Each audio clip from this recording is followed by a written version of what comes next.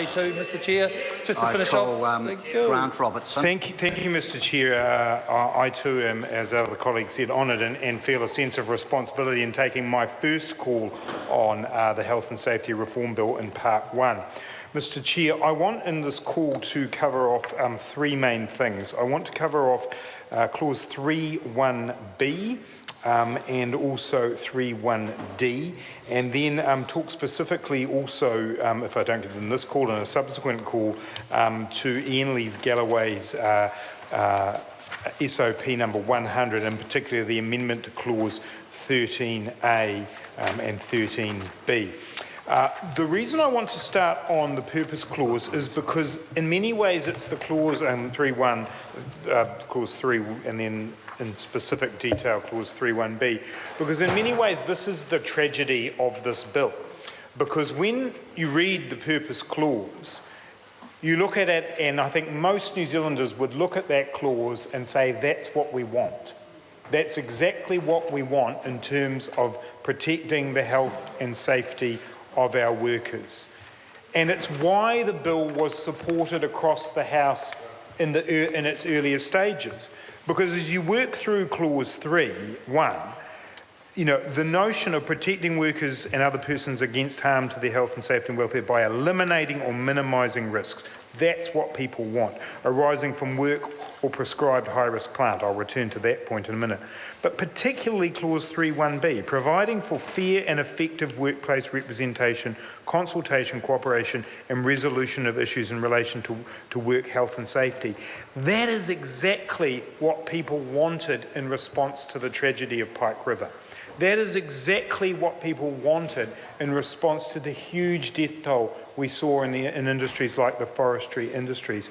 And that's what was required in terms of a return from the tragic consequences of deregulation in health and safety. And I don't think, you know, standing up here today, I don't want to make this about a party political spat, because I do think there was a genuine desire in the establishment of the working groups and the expert groups that went into this legislation to give meaning to Clause 3.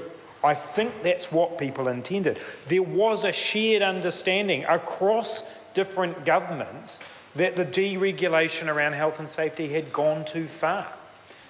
That was a shared responsibility in this Parliament, and the process that went into establishing the purpose of this bill under Clause 3 was a good process, because it took all of us back to what the purpose of health and safety law should be. And that includes those core elements of Clause 3, the principal elements of protection of workers, the ability to provide for effective representation, the ability for good quality advice, information, education and training to be available. They are the core bedrocks. And what disappoints me so much in taking this call is as we work our way through Part 1, we begin to see the undermining of that purpose clause.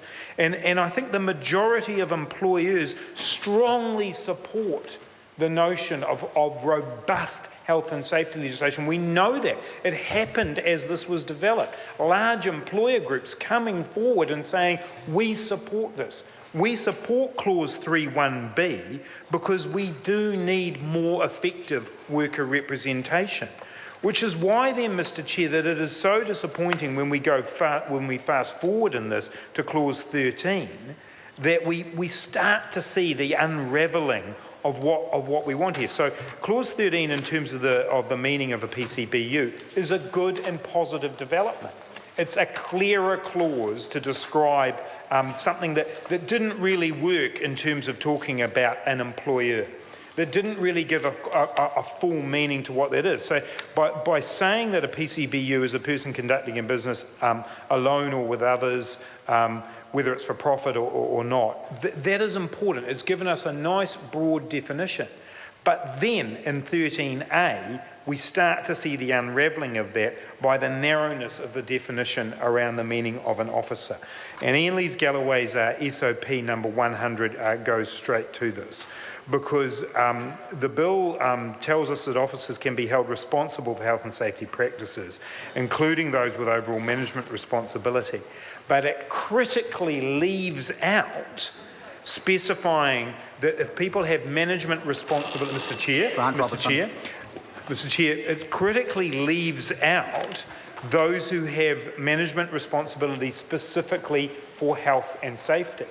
And it's my view, Mr Chair, and the Minister may choose to take a call on this, it's my view that when you read 13A as it currently stands, effectively, obviously 13A1 covers off the position of the Director, but as you read through, I think the only people who are going to fall under this are effectively CEOs of the company, or those at that level. And directors. And I said that, I did say that, I said directors and CEOs.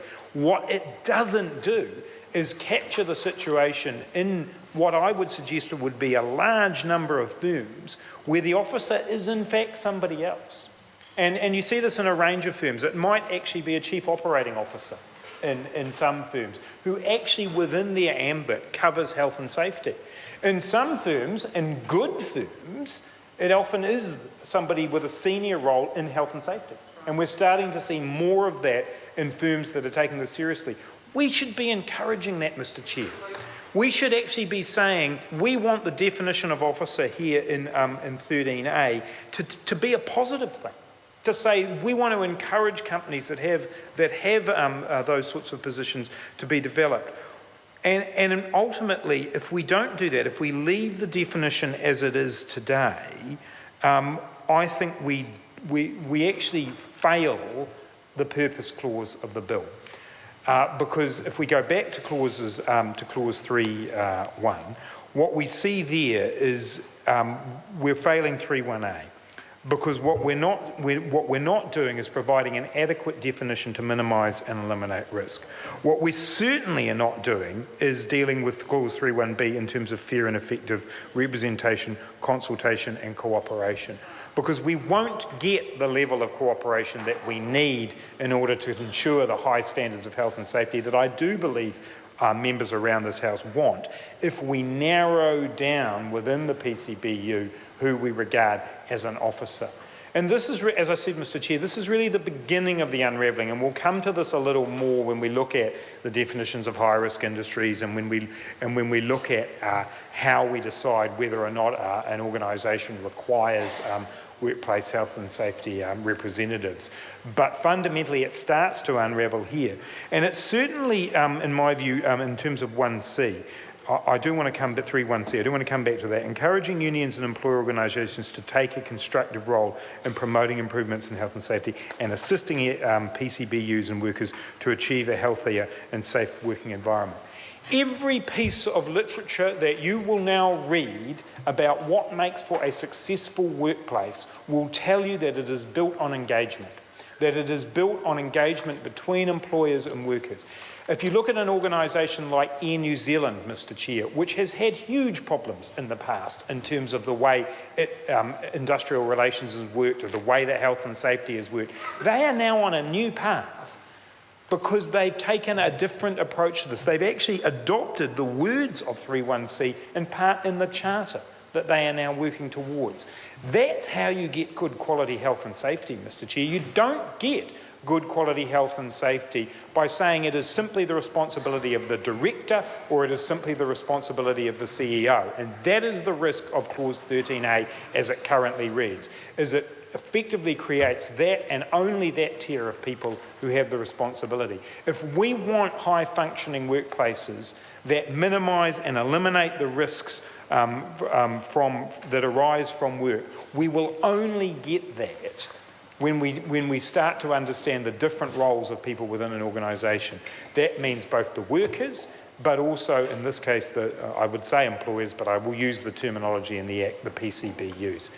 So, Mr Chair, I'm calling upon all parties to support Ian Lees Galloway's SOP 100, in fact all of the elements of SOP 100, but under this part of the replacement of clause 13A. The specific amendment he wants to do is in clause 13AB, he wants to insert a new BA, so it says includes any person occupying a position in relation to the business or undertaking that allows the person to exercise significant influence over the health and safety practices of the business or the undertaking.